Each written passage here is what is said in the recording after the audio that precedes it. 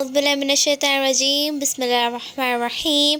السلام علیکم ناظرین، اللہ کے نام سے شروع جو بڑا مہربان نہایت رحم والا ہے۔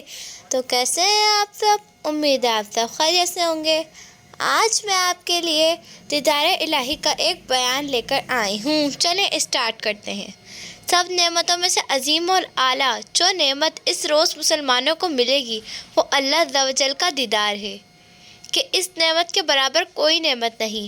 جسے ایک بار دیدار میسر ہو گیا ہمیشہ ہمیشہ وہ ذوق میں ڈوبا رہے گا، کبھی نہ بھولے گا۔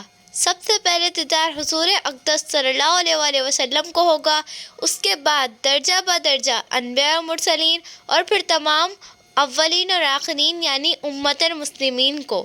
اللہ عز و جل کا دیدار بلا کیف ہے، یعنی مسلمان اسے دیکھیں گے مگر یہ نہیں کہہ سکتے کہ کسے دیکھیں گے۔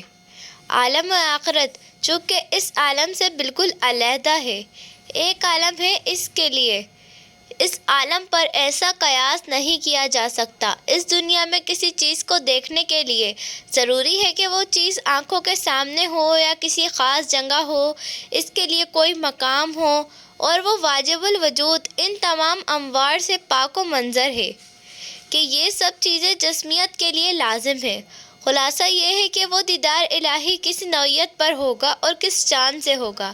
بہرحال قرآن کریم، احادیث کریمہ اور اجماع امت اس بات پر گواہ ہے کہ عالم آخرت میں خداوند تعالیٰ کی بہترین نعمت یہ ہوگی کہ وہ اپنی مخلوق کو اپنا دیدار مشرف فرمائے، اگرچہ اس کی کوئی صورت مقرر نہ ہو۔